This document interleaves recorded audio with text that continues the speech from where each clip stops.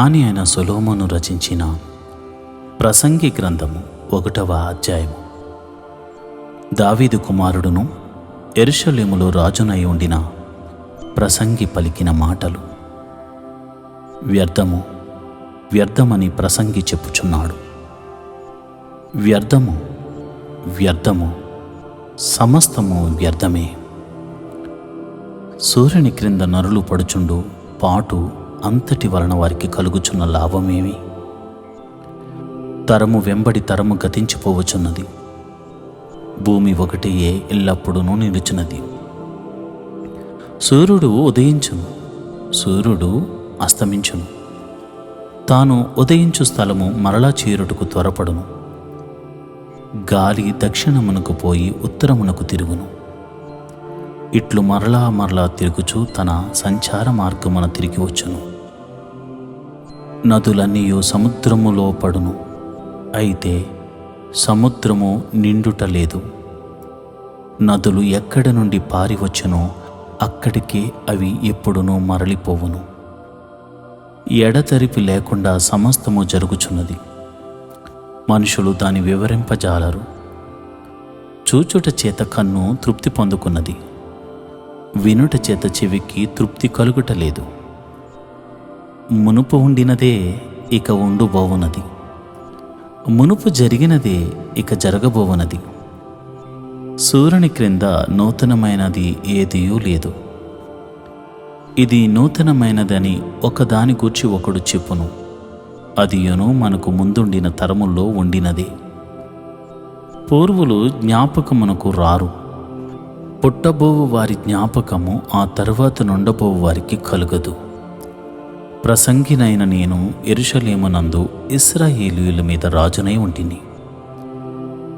ఆకాశము క్రింద జరుగునది అంతటిని జ్ఞానము చేత విచారించి గ్రహించుటకై నా మనసు నిలిపితిని.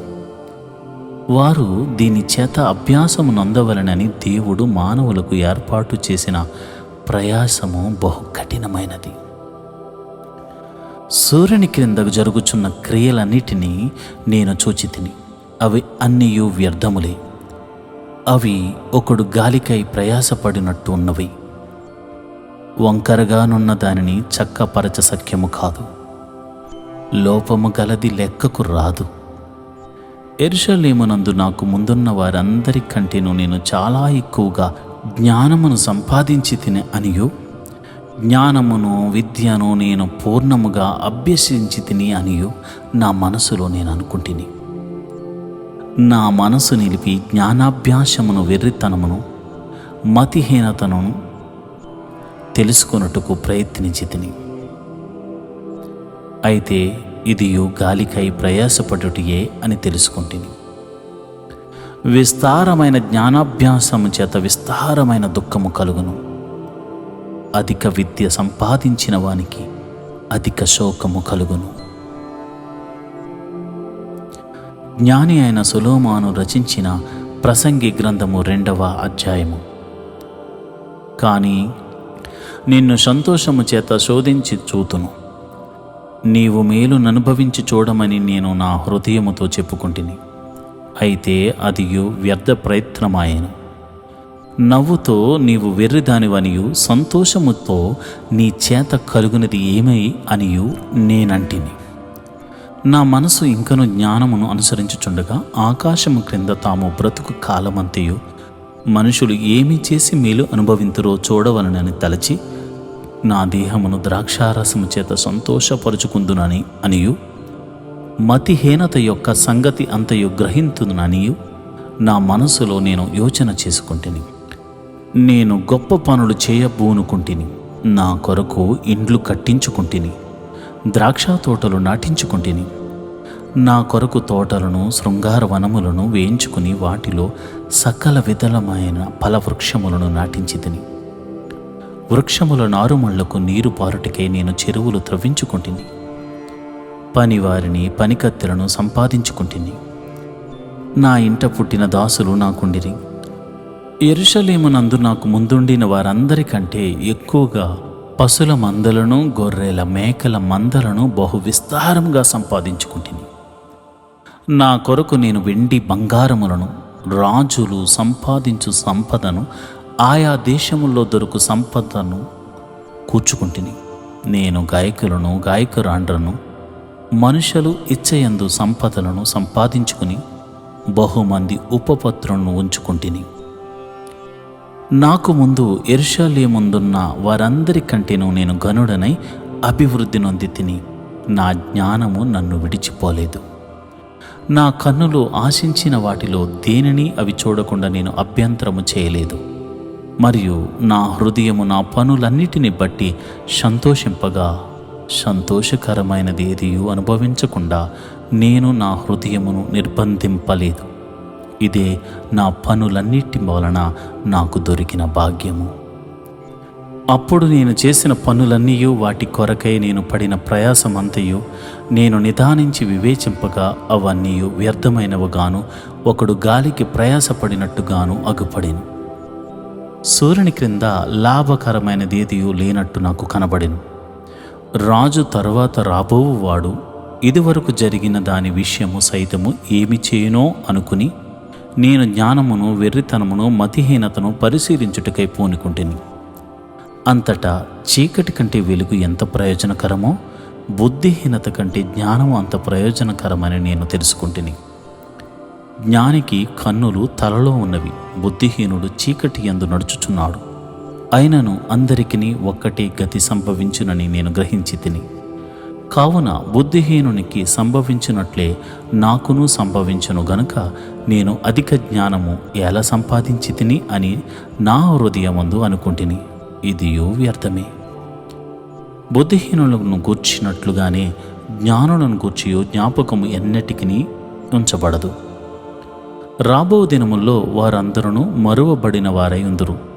జ్ఞానులు మృతునందు విధమిట్టితో, బుద్ధిహీనుడు మృతునందు విధమట్టిదే. ఇది చూడగా సూర్యుని క్రింద జరుగునది నాకు వ్యసనము పుట్టించెను. అంతయు వ్యర్థముగాను, ఒకడు గాలికై ప్రయాసపడినట్టుగాను కనపడెను. గనుక బ్రతుకుట నాకు అసహ్యమాయెను.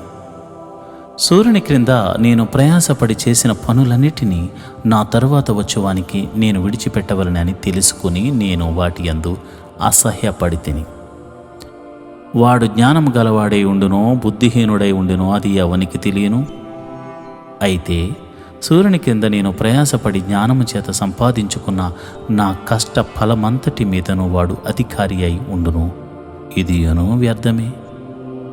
కావున సూర్యుని క్రింద నేను పడిన ప్రయాసమంతటి విషయమై నేను ఆశ విడిచిన వాడనై తిని. ఒకడు జ్ఞానముతోనూ, తెలివితోనూ, యుక్తితోనూ ప్రయాసపడి ఏదో ఒక పని చేయను. అయితే దాని కొరకు ప్రయాసపడని వానికి అతడు దానిని స్వాస్థ్యముగా ఇచ్చివేయవలసి వచ్చును. ఇదియు వ్యర్థమును గొప్ప చెడుగునై ఉన్నది.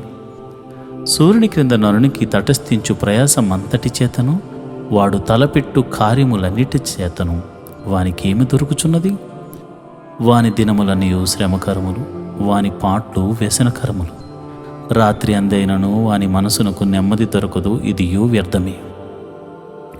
అన్నపానములు పుచ్చుకొనుట కంటేను, తన కష్టార్జితము చేత సుఖపడుట కంటేను నరునికి మేలుకరకమైనది ఏదియూ లేదు. ఇదియును దేవుని వలన కలుగునని నేను తెలుసుకుంటుని. ఆయన సెలవు లేక భోజనం చేసి సంతోషించుట ఎవరికి సాధ్యము? ఏలయనగా దైవ దృష్టికి మంచివాడుగా నుండువానికి దేవుడు జ్ఞానమును, తెలివిని, ఆనందమును అనుగ్రహించును. అయితే దైవ దృష్టికి ఇష్టుడగు వానికిచ్చుటికై ప్రయాసపడి పోగు చేయు పనిని ఆయన పాపాత్మునకు నిర్ణయించును. ఇదియు వ్యర్థముగాను, ఒకడు గాలికై ప్రయాసపడినట్టుగా ఉన్నది. జ్ఞాని అయిన సొలొమోను రచించిన ప్రసంగి గ్రంథము 3వ అధ్యాయము. ప్రతి దానికి సమయము కలదు. ఆకాశము క్రింద ప్రతి ప్రయత్నమునకు సమయము కలదు. పుట్టుటకు, చచ్చుటకు, నాటుటకు, నాటబడిన దానిని పెరికివేయుటకు, చంపుటకు, బాగు చేయుటకు, పడగొట్టుటకు, కట్టుటకు, ఏడ్చుటకు, నవ్వుటకు, దుఃఖించుటకు, నాట్యమాడుటకు, రాళ్లను పారవేయుటకు, రాళ్లను కుప్పవేయుటకు, కౌగిలించుకునుటకు, కౌగిలించుట మానుటకు, వెదుకుటకు, పోగొట్టుకునుటకు, దాచుకునుటకు, పారవేయుటకు, చింపుటకు, కుట్టుటకు, మౌనముగా నుండుటకు, మాటలాడుటకు, ప్రేమించుటకు, ద్వేషించుటకు, యుద్ధము చేయుటకు, సమాధానపడుటకు. కష్టపడిన వారికి తమ కష్టము వలన వచ్చిన లాభమేమి? నరులు అభ్యాసము పొందవలనని దేవుడు వారికి పెట్టి ఉన్న కష్టానుభవమును నేను చూచితిని. దేని కాలమందు అది చక్కగా నుండునట్లు సమస్తమును ఆయన నియమించుచున్నాడు. ఆయన శాశ్వత కాల జ్ఞానమును నరుల హృదయమందుంచి ఉన్నాడు గాని దేవుడు చేయు క్రియలను పరిశీలనగా తెలుసుకొనుటకు అది చాలదు. కావున సంతోషముగా నుండుట కంటెను, తమ బ్రతుకును సుఖముగా వెళ్ళబుచ్చుట కంటెను శ్రేష్టమైనది ఏదియో నరులకు లేదని నేను తెలుసుకుంటుని. మరియు ప్రతివాడును అన్నపానములు పుచ్చుకొనుచు తన కష్టార్జితం వలన సుఖమును అనుభవించుట దేవుడిచ్చు బహుమానమే అని తెలుసుకుంటుని. దేవుడు చేయు పనులన్నీ శాశ్వతములని నేను తెలుసుకుంటుని. దానికేదియు చేర్చబడదు, దాని నుండి ఏదియు తీయబడదు. మనుషులు తన యందు భయభక్తులు కలిగి ఉండినట్లు దేవుడిట్టి నియమము చేసి ఉన్నాడు. ముందు జరిగినదే ఇప్పుడు జరుగును, జరగబోవునది పూర్వమందు జరిగినదే.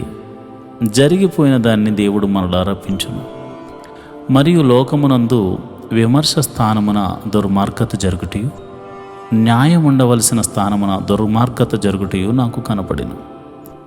ప్రతి ప్రయత్నమునకు, ప్రతి క్రియకును తగిన సమయము ఉన్నదనియు, నీతిమంతులకును దుర్మార్గులకును దేవుడే తీర్పు తీర్చుననియు నా హృదయములో నేను అనుకుంటుని. కాగా తాము మృగముల వంటి వారని నరులు తెలుసుకున్నట్లును, దేవుడు వారిని విమర్శించున్నట్లును ఇలాగు జరుగుచున్నదని అనుకుంటుని. నరులకు సంభవించినది ఏదో అదే మృగములకు సంభవించును. వారికిని వాటికిని కలుగు గతి ఒక్కటి. నరులు చచ్చునట్లు మృగములను చచ్చును. సకల జీవులకు ఒక్కటే ప్రాణము. మృగముల కంటే నరులకి ఏమీ ఎక్కువ లేదు. సమస్తమును వ్యర్థమే. సమస్తము ఒక్క స్థలమునకే పోవును. సమస్తము మంటిలో నుండి పుట్టెను, సమస్తము మంటికే తిరిగిపోవును. నరుల ఆత్మ పరమునకెక్కిపోవునో లేదో, మృగముల ప్రాణము భూమికి దిగిపోవునో లేదో ఎవరికి తెలియను. కాగా తమకు తరువాత జరుగు దానిని చూచుటకై నరుని తిరిగి లేపికొని పోవువాడెవడు? లేకపోవుట నేను చూడగా వారు తమ క్రియలందు సంతోషించుట కంటే వారికి మరి ఏ మేలునూ లేదను సంగతి నేను తెలుసుకుంటుని. ఇదే వారి భాగము. జ్ఞాని అయిన సొలొమోను రచించిన ప్రసంగి గ్రంథము 4వ అధ్యాయము. పిమ్మట సూర్యుని క్రింద జరుగు వివిధమైన అన్యాయ క్రియలను గురించి నేను యోచించి తిని. బాధింపబడువారు ఆదరించు దిక్కు లేక కన్నీళ్లు విడుచుదురు. వారిని బాధపెట్టువారు బలవంతులు గనక ఆదరించువాడెవడునూ లేకపోయిను. కాబట్టి ఇంకనూ బ్రతుకుచున్న వారి కంటే ఇంతకు ముందు కాలము చేసిన వారే ధన్యులని నేను అనుకుంటుని. ఇంకనూ పుట్టని వారు సూర్యుని క్రింద జరుగు అన్యాయపు పనులు చూచి ఉండని హేతువు చేత ఈ ఉభయల కంటేను వారే ధన్యులు అని అనుకుంటుని. మరియు కష్టమంతియు నేర్పుతో కూడిన పనులనియు నరులకు రోష కారణములని నాకు కనబడిను. ఇది వ్యర్థముగానొకడు గాలిని పట్టుకొనుటకై చేయు ప్రయత్నము వలె ఉన్నది. బుద్ధిహీనుడు చేతులు ముడుచుకుని తన మాంసము భక్షించును. శ్రమయును గాలికైన యత్నములను 2 చేతుల నిండా నుండుట కంటే ఒక చేతి నిండా నెమ్మది కలిగి ఉండటం మేలు. నేను ఆలోచింపగా వ్యర్థమైనది మరి ఒకటి సూర్యుని కింద నాకు కనపడెను. ఒంటరిగా ఉన్నవాడు ఒకడు కలడు. అతనికి జతగాడు లేడు, కుమారుడు లేడు, సహోదరుడు లేడు. అయినను అతడు ఎడతెగక కష్టపడును. అతని కన్ను ఐశ్వర్యం చేత తృప్తి పొందదు. అతడు సుఖమన్నదే నేనెరుగక ఎవరి నిమిత్తము కష్టపడుచున్నానని అనుకొనడు. ఇది వ్యర్థమైనదే, బహు చింత కలిగించును. ఇద్దరి కష్టము చేత ఉభయులకు మంచి ఫలము కలుగును గనుక ఒంటిగాడై ఉండుట కంటే 2 కూడి ఉండుట మేలు. వారు పడిపోయినను ఒకడు తన తోటి వానిని లేవనెత్తును. అయితే ఒంటరిగాడు పడిపోయిన ఎడల వానికి శ్రమయే కలుగును, వాని లేవనెత్తువాడు లేకపోవును. ఇద్దరు కలిసి పండుకొని ఎడల వారికి వెట్ట కలుగును. ఒంటరిగానికి వెట్ట ఎలాగు పుట్టును? ఒంటరియగు నొకని మీద మరి ఒకడు పడిన ఎడల ఇద్దరు కూడి వారిని నిద్రింపగలరు. 3 పేటల త్రాడు త్వరగా తెగిపోదు గదా. మూఢత్వము చేత బుద్ధి మాటలకిక చెవియొగ్గలేని ముసలిరాజు కంటే బేదవాడైన జ్ఞానవంతుడకు చిన్నవాడే శ్రేష్ఠుడు. అట్టివాడు తన దేశమందు బేదవాడుగా పుట్టినను పట్టాభిషేకమునందుటకు చెరసాల్లో నుండి బయలువెళ్ళును. సూర్యుని క్రింద సంచరించు సజీవులందరూ గతించిన రాజునకు బదులుగా రాజైన ఆ చిన్న వాని పక్షమున ఉందిరని నేను తెలుసుకుంటుని. అతని ఆధిపత్యము క్రింద జనులకు లెక్కయే లేదు. అయినను తరువాత రాబోవారు వీని యందు ఇష్టపడరు. నిజంగా ఇది వ్యర్థమే, ఒకడు గాలికై ప్రయాసపడినట్టే. జ్ఞాని అయిన సొలొమోను రచించిన ప్రసంగి గ్రంథము 5వ అధ్యాయము. నీవు దేవుని మందిరమునకు పోవునప్పుడు నీ ప్రవర్తనను జాగ్రత్తగా చూచుకునము. బుద్ధిహీనులు అర్పించున్నట్లుగా బలి అర్పించుట కంటే సమీపించి ఆలకించుట శ్రేష్టము. వారు తెలియకయే దుర్మార్గపు పనులు చేయుదురు. నీవు దేవుని సన్నిధిని అనాలోచనగా పలుకుటకు నీ హృదయమును త్వరపడనీయక నీ నోటిని కాచుకము. దేవుడు ఆకాశమందున్నాడు, నీవు భూమి మీద ఉన్నావు, కావున నీ మాటలు కొద్దిగా ఉండవలెను. విస్తారమైన పనిపాటలు వలన స్వప్నము పుట్టును, పెక్కు మాటలు పలుకువాడు బుద్ధిహీనుడగును. నీవు దేవునికి మొక్కుబడి చేసుకునే ఎడల దాన్ని చెల్లించుటకు ఆలస్యము చేయకుము. బుద్ధిహీనుల యందు ఆయనకు ఇష్టం లేదు. నీవు మొక్కుకొనిన దాన్ని చెల్లించుము. నీవు మొక్కుకొనిన చెల్లింపకుండా ఉండుట కంటే మొక్కుకొనక ఉండుటయే మేలు. నీ దేహమును శిక్షకు లోపరుచున్నంత పని నీ నోటి వలన జరగనీయకము. అది పొరపాటు చేత జరిగినని దూత ఎదుట చెప్పకుము. నీ మాటల వలన దేవునికి కోపం పుట్టించి నీవేళ నీ కష్టమును వ్యర్థపరుచుకునేదవు. అధికమైన స్వప్నములను మాటలను నిష్ప్రయోజనములు. నీ మట్టుకు నీవు దేవుని యందు భయభక్తులు కలిగి ఉండుము. ఒక రాజ్యమందు బేదలను బాధించుటయు, ధర్మమును న్యాయమును బలాత్కారము చేత మీరుటయు నీకు కనబడిన ఎడల దానికి ఆశ్చర్యపడకము. అధికారము నొందిన వారి మీద మరీ ఎక్కువ అధికారము నొందిన వారు ఉన్నారు, మరియు మరీ ఎక్కువైన అధికారము నొందినవాడు వారికి పైగానున్నాడు. ఏ దేశంలో రాజు భూమి విషయమై శ్రద్ధ పుచ్చుకునో ఆ దేశమునకు సర్వ విషయములయందు మేలు కలుగును. ద్రవ్యము నపేక్షించువాడు ద్రవ్యము చేత తృప్తి నొందడు, ధన సమృద్ధిని అపేక్షించువాడు దాని చేత తృప్తి నొందడు. ఇది వ్యర్థమే. ఆస్తి ఎక్కువైన ఎడల దాన్ని భక్షించువారును ఎక్కువగుదురు. కన్నులారా చూచుటయేగాక ఆస్తిపరునికి తన ఆస్తి వలన ప్రయోజనమేమి? కష్టజీవులు కొద్దిగా తినను ఎక్కువగా తినను సుఖనిద్ర నొందుదురు. అయితే ఐశ్వర్యవంతులకు తమ ధన సమృద్ధి చేత నిద్ర పట్టదు. సూర్యుని కింద మనస్సునకు ఆయాసకరమైనది ఒకటి జరుగుట నేను చూచితిని. అదేదనగా ఆస్తి గలవాడు తన ఆస్తిని దాచిపెట్టుకుని తనకు నాశనము తెప్పించుకునుడు. అయితే ఆ ఆస్తి దురదృష్టము వలన నశించిపోవును. అతడు పుత్రుడు గలవాడైనను అతని చేతులు ఏమీ లేకపోవును. వాడు ఏ ప్రకారముగా తల్లి గర్భము నుండి వచ్చినో ఆ ప్రకారముగానే తాను వచ్చినట్లే దిగంబరిగానే మరలా పోవును. తాను ప్రయాసపడి చేసుకుని దానిలో ఏదైనాను చేతపట్టుకుని పోడు. అతడు వచ్చిన ప్రకారముగానే మరలా పోవును. గాలికి ప్రయాసపడి సంపాదించిన దాని వలన వానికి ఏమి లాభం? ఇది మనసునకు ఆయాసకరమైనదే. తన దినములన్నీయు అతడు చీకటిలో భోజనము చేయను. అతనికి వాక్యులమును రోగమును అసహ్యమును కలుగును. మరియు కోరదగినదిగాను చూడముచ్చటిది అయినదిగాను నాకు కనబడినది ఏదనగా, దేవుడు తనకు నియమించిన ఆయుష్కాల దినములనియు ఒకడు అన్నపానములు పుచ్చుకొనుచు తన కష్టార్జితమంతటి వలన క్షేమముగా బ్రతుకుచుండుటయే. ఇది వానికి భాగ్యం. మరియు దేవుడు ఒకనికి ధనధాన్య సమృద్ధి ఇచ్చి దాని యందు తన భాగము అనుభవించుటకును అన్నపానములు పుచ్చుకొనుటకును తన కష్టార్జితమందు సంతోషించుటకును వీలు కలుగజేసిన ఎడల అతనికి ఆ స్థితి దేవుని ఆశీర్వాదము వలన కలిగినదని అనుకొనవలెను. అట్టివానికి దేవుడు హృదయానందము దయచేసి ఉన్నాడు గనుక అతడు తన ఆయుష్కాల దినములను జ్ఞాపకము చేసుకొనడు. జ్ఞాని అయిన సొలొమోను రచించిన ప్రసంగి గ్రంథము 6వ అధ్యాయము. సూర్యుని క్రింద దురవస్థి ఒకటి నాకు కనబడెను. అది మనుషులకు బహు విశేషముగా కలుగుచున్నది. ఏమనగా, దేవుడు ఒకనికి ధనధాన్య సమృద్ధిని ఘనతను అనుగ్రహించను. అతడేమీ కోరుకొనను, అది అతనికి తక్కువ కాకుండాను. అయినను దానిని అనుభవించుటకు దేవుడు వానికి శక్తిని అనుగ్రహింపడు. అన్యుడు దాన్ని అనుభవించును. ఇది వ్యర్థముగాను గొప్ప దురవస్థగాను కనబడుచున్నది. ఒకడు 100 మంది పిల్లలను కని దీర్ఘాయుష్మాంతుడై చిరకాలము జీవించినాను. అతడు సుఖానుభావం నెరుగకయు తగిన రీతిని సమాధి చేయబడికయు నుండిన ఎడల వాని గతి కంటే పడిపోయిన పిండము యొక్క గతి మేలని నేను అనుకుంటున్నాను. అది లేమిడితో వచ్చి చీకటిలోనికి పోవును. దాని పేరు చీకటి చేత కమ్మబడెను. అది సూర్యుని చూచినది కాదు, ఏ సంగతియో దానికి తెలియదు. అతని గతి కంటే దాని గతి నెమ్మది గలది.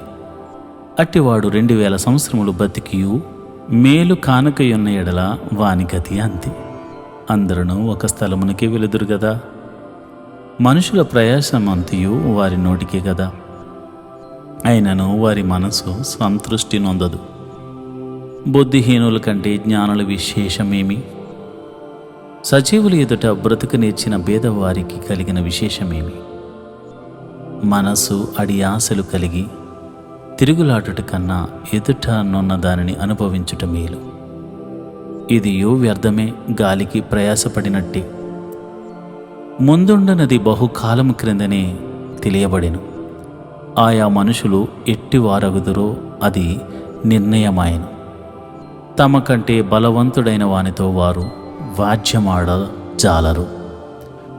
పలుకబడిన మాటలలో నిరర్థమైన మాటలు చాలా ఉండును. వాటి వలన నరులకేమి లాభము? నీడవలే తమ దినములని వ్యర్థముగా గడుపుకుని మనుషుల బ్రతుకునందు ఏది వారికి క్షేమకరమైనదో ఎవరికి తెలియను. వారు పోయిన తర్వాత ఏమి సంభవించినో వారితో ఎవరు చెప్పగలరు? జ్ఞాని అయిన సొలొమోను రచించిన ప్రసంగి గ్రంథము 7వ అధ్యాయము. సుగంధ తైలము కంటే మంచి పేరు మేలు. ఒకని జన్మదినము కంటే మరణదినమే మేలు. విందు జరుగుచున్న ఇంటికి పోవుట కంటే ప్రలాపించుచున్న వారి ఇంటికి పోవుట మేలు.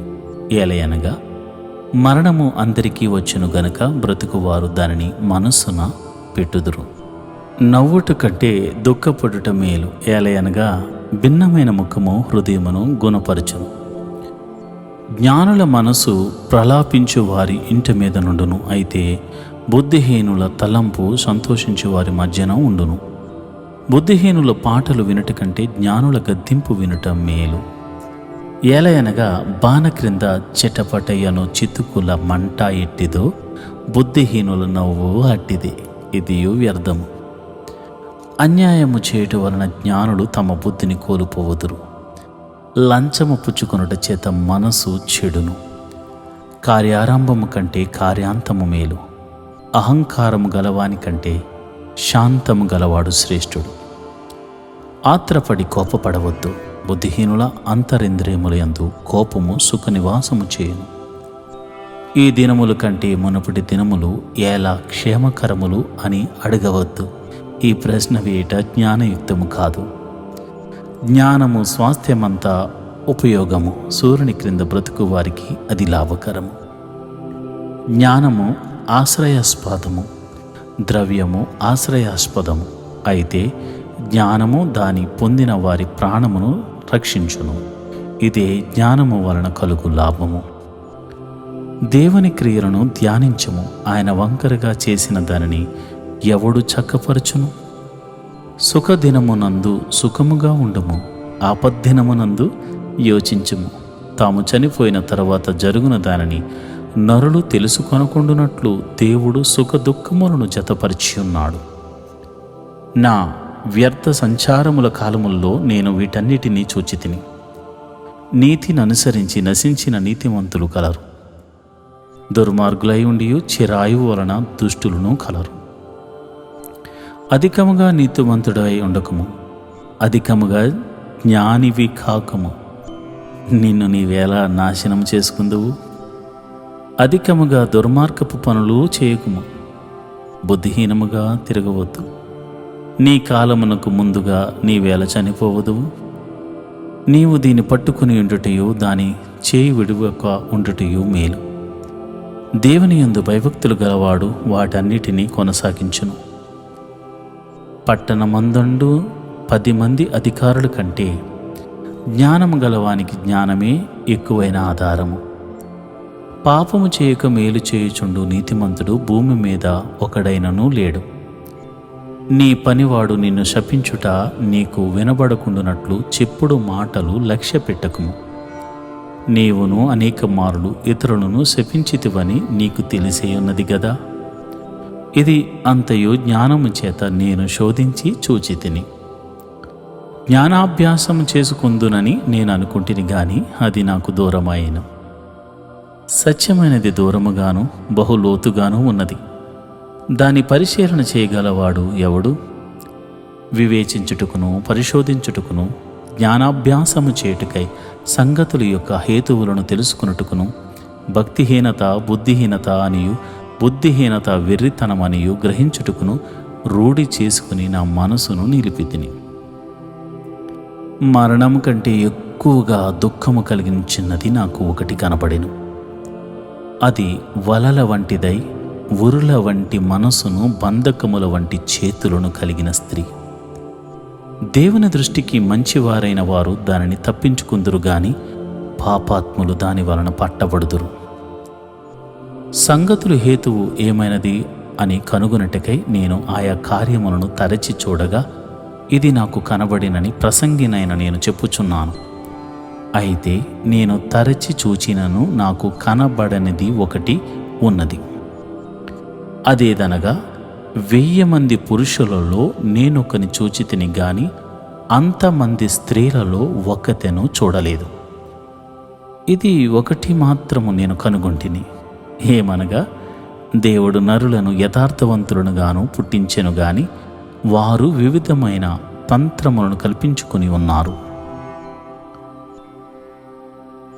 జ్ఞాని అయిన సొలొమోను రచించిన ప్రసంగి గ్రంథము 8వ అధ్యాయం. జ్ఞానులతో సములైన వారు ఎవరు? జరుగు వాటి భావము ఎరిగిన వారెవరు? మనుషుల జ్ఞానము వారి ముఖమునకు తేజస్సునిచ్చెను, దాని వలన వారి మోటితనము మార్చబడును.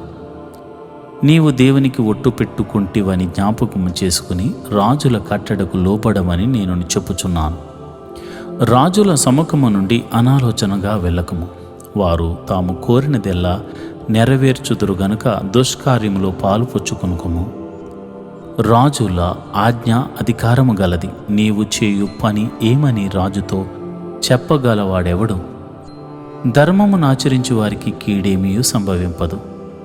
సమయం వచ్చిననియు న్యాయము జరుగుననియు జ్ఞానుల మనసును తెలుసుకుందురు. ప్రతి సంగతిని విమర్శించు సమయమును ఏర్పడి ఉన్నది. లేని ఎడల మనుషులు చేయు కీడు బహుభారమగును. సంభవింపబోవున్నది నరులకు తెలియదు. అది ఎలాగూ సంభవించునో వారికి తెలియజేయువారే ఎవరు? గాలి విసరకుండా చేయుటకు గాలి మీద ఎవరికి అధికారం లేదు. మరణదినము ఎవరికి వశము కాదు. ఈ యుద్ధమందు విడుదల దొరకదు. దౌష్ట్యము దానిని అనుసరించే వారిని తప్పింపదు. సూర్యుని క్రింద జరుగు ప్రతి పనిని గూర్చి నేను మనసిచ్చి యోచన చేయుచుండగా ఇదంతయు నాకు తెలిసెను. మరియు ఒకడు మరియొకని పైన అధికారి అయి తనకు హాని తెచ్చుకున్నట్టు కలదు. మరియు దుష్టులు క్రమముగా పాతి పెట్టబడి విశ్రాంతి నొందుటయు, న్యాయముగా నడుచుకున్నవారు పరిశుద్ధ స్థలమునకు దూరముగా కొనిపోబడి పట్టణస్థుల వలన మరువబడి ఉండుటయు నేను చూచితిని. ఇదియు వ్యర్థమే. దుష్క్రియకు తగిన శిక్ష శీఘ్రముగా కలుగుపోవుట చూచి మనుషులు భయము విడిచి హృదయపూర్వకముగా దుష్క్రియలు చేయుదురు. పాపాత్ములు 100 మారులు దుష్కార్యము చేసి దీర్ఘాయుష్మాంతులైనను దేవుని యందు భయభక్తులు కలిగి ఆయన సన్నిధికి భయపడువారు క్షేమముగా ఉందురనియు, భక్తిహీనులు దేవుని సన్నిధిని భయపడరు గనుక వారికి క్షేమం కలుగుదనియు, వారు నీడ వంటి దీర్ఘాయువును పొందకపోవుదురనియు నేను ఎరుగుదును. వ్యర్థమైనది మరి ఒకటి సూర్యుని కింద జరుగుచున్నది. అదేమనగా భక్తిహీనులకు జరిగినట్లుగా నీతిమంతుల్లో కొందరికి జరుగుచున్నది, నీతిమంతులకు జరిగినట్లుగా భక్తిహీనుల్లో కొందరికి జరుగుచున్నది. ఇది వ్యర్థమే అని నేను అనుకుంటుని. అన్నపానములు పుచ్చుకుని సంతోషించుట కంటే మనుషులకు లాభకరమైనది ఒకటియూ లేదు గనుక నేను సంతోషమును పొగడి తిని బ్రతికి కష్టపడవలనని దేవుడు వారికి నియమించిన కాలమంతయు ఇది వారికి తోడుగా ఉన్నది. జ్ఞానాభ్యాసము చేయుటకును దివారాత్రులు కన్నులు నిద్ర కానకుండా మనుషులు జరిగించు వ్యాపారమును చూచుటకును నా మనస్సు నేను నిలుపగా, దేవుడు జరిగించినదంతయు నేను కనుగొంటిని. మరియు సూర్యుని క్రింద జరుగు క్రియలు మనుషులు కనుగొనలేరనియు, కనుగొనవలనని మనుషులు ఎంత ప్రయత్నించినను వారు కనుగొనుట లేదనియు, దాన్ని తెలుసుకొనవలనని జ్ఞానులు పూనుకొనిన వారై కనుగొనజాలరనియు నేను తెలుసుకొంటిని. జ్ఞాని అయిన సొలొమోను రచించిన ప్రసంగి గ్రంథము 9వ అధ్యాయము. నీతిమంతులను జ్ఞానులను వారి క్రియలను దేవుని వశమను సంగతిని, స్నేహము చేయుట అయినను ద్వేషించుట అయినను మనుషుల వశమున లేదను సంగతిని, అది అంతయు వారి వలన కాదను సంగతిని పూర్తిగా పరిశీలన చేయుటకై నా మనసు నిలిపి నిదానింపబూనుకుంటిని. సంభవించినవి అన్నీ అందరికీ ఏకరీతిగానే సంభవించును.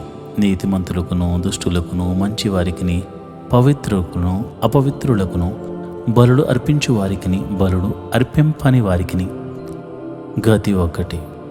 మంచి వారికి ఎలాగునో అనునో పాపాత్ములకును అలాగునని తటస్థించును. ఒట్టు పెట్టుకొను వారికి ఎలాగునో అగునో ఒట్టుకు భయపడు వారికిని అలాగునని జరుగును. అందరికీ ఒకటి గతి సంభవించును. సూర్యుని క్రింద జరుగు వాటన్నిటిలో ఇది బహు దుఃఖకరము. మరియు నరుల హృదయము చెడుతనముతో నిండి ఉన్నది. వారు బ్రతుకు కాలమంతయు వారి హృదయమందు వెర్రితనముండును.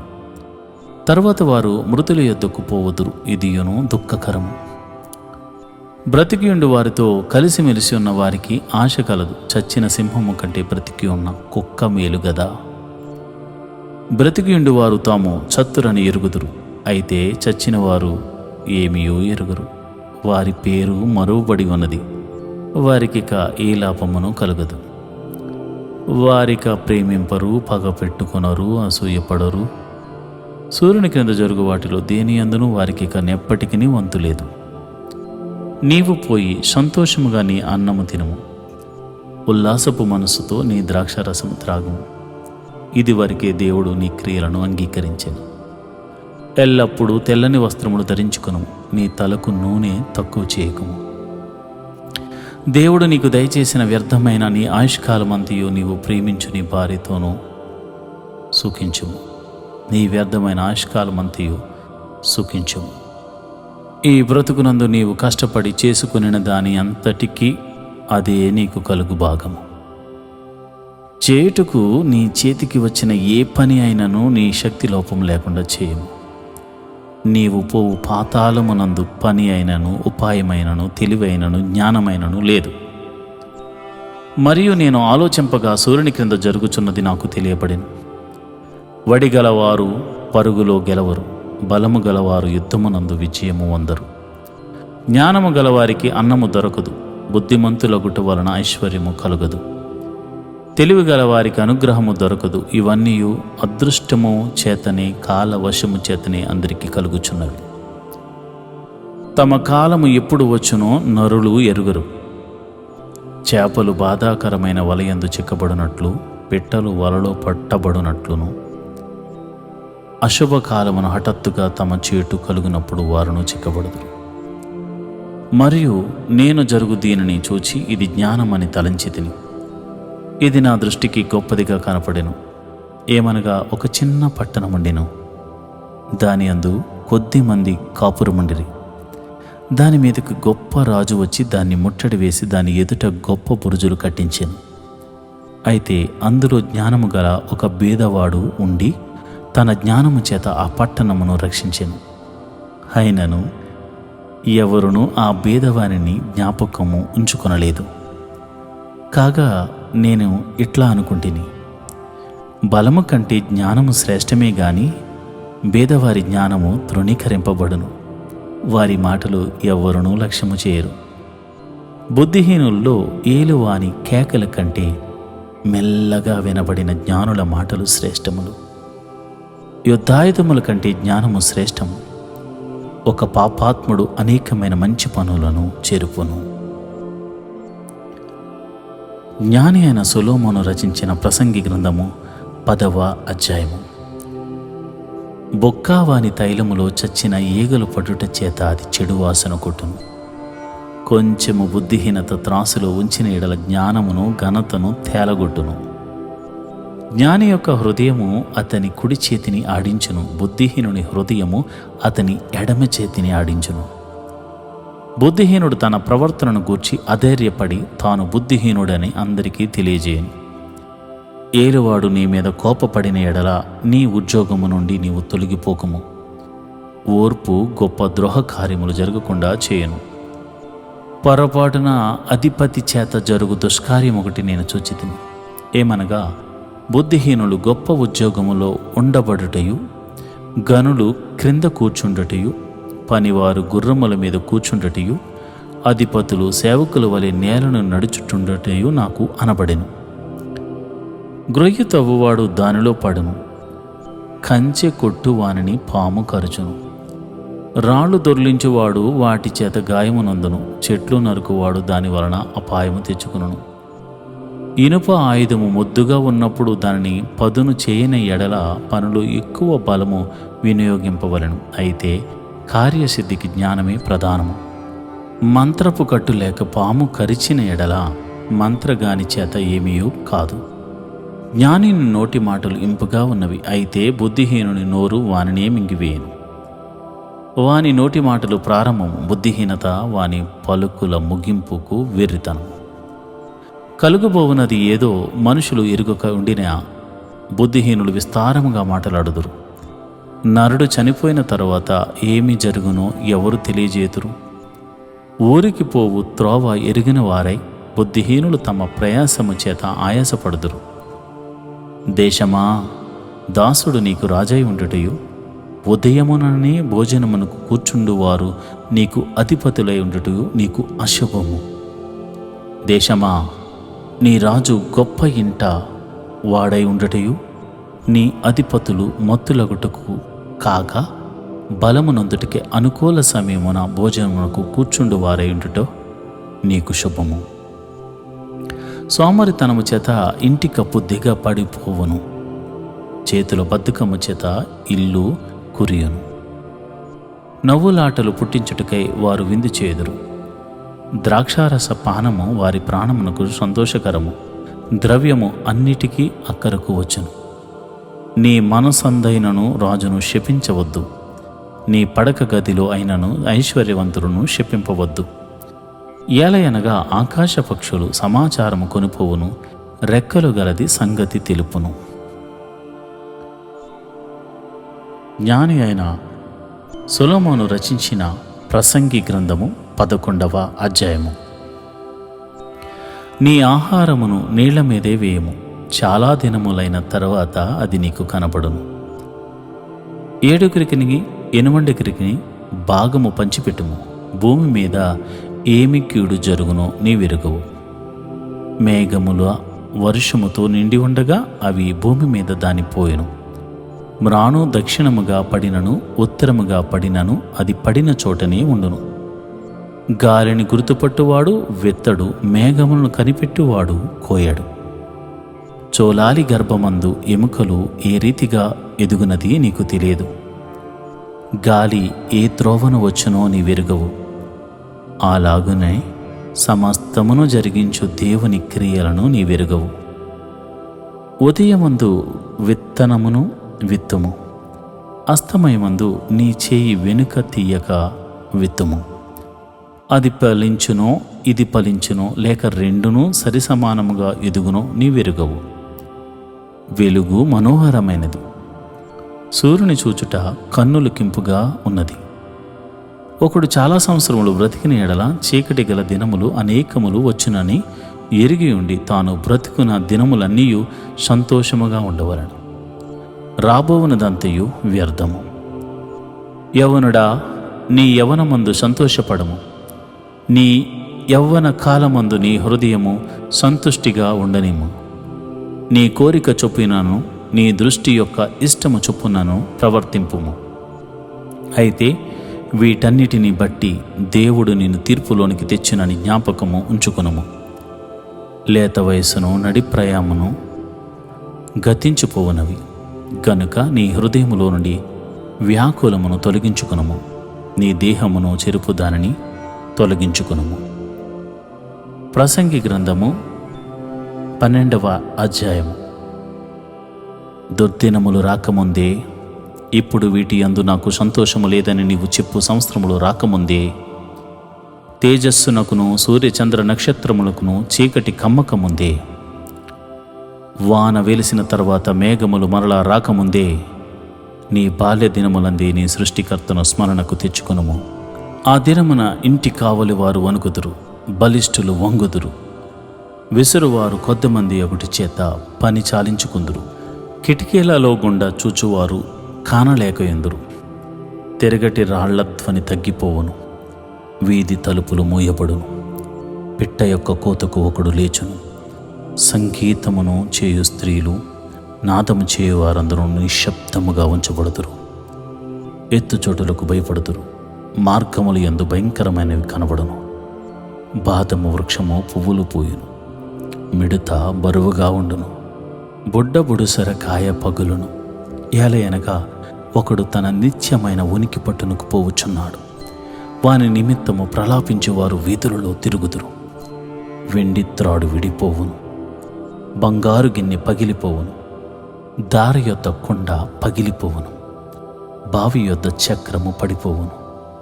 మొన్నైనది వెనకటి వలనే మరలా భూమికి చేరును. ఆత్మ దాని దయచేసిన దేవుని యొద్దకు మరలా పోవును. సమస్తము వ్యర్థమని ప్రసంగి చెప్పుచున్నాడు. సమస్తము వ్యర్థము. ప్రసంగి జ్ఞాని అయి ఉండెను. అతడు జనులకు జ్ఞానమును బోధించెను. అతడు ఆలోచించి సంగతులు పరిశీలించి అనేక సామెతలను అనుక్రమపరచెను. ప్రసంగి ఇంపైన మాటలు చెప్పుటకు పూనుకొనెను. సత్యమును గూర్చిన మాటలు యథార్థ భావంతో వ్రాయుటకు పూనుకొనెను. జ్ఞానులు చెప్పు మాటలు ములకోలల వలెను చక్కగా కూర్చబడి బిగగొట్టబడిన మేకుల వలెను ఉన్నవి. అవి ఒక్క కాపరి వలన అంగీకరింపబడినట్టు ఉన్నవి. ఇదియుగాక నా కుమారుడా, హితోపదేశములు వినుము. పుస్తకములు అధికముగా రచించబడును, దానికి అంతము లేదు. విస్తారముగా విద్యాభ్యాసం చేయుట దేహమునకు ఆయాసకరము. ఇది అంతయు వినిన తర్వాత తేలిన ఫలితార్థమిదే. దేవుని యందు భయభక్తులు కలిగి ఉండి ఆయన కట్టడలను అనుసరించి నడుచుచుండవలెను. మానవ కోటికి ఇది ఏ విధి. గూఢమైన ప్రతి అంశమును గూర్చి దేవుడు విమర్శ చేయనప్పుడు ఆయన ప్రతి క్రియను, అది మంచిదే గాని చెడ్డదే గాని, తీర్పులోనికి తెచ్చును. ప్రసంగి గ్రంథము సమాప్తము.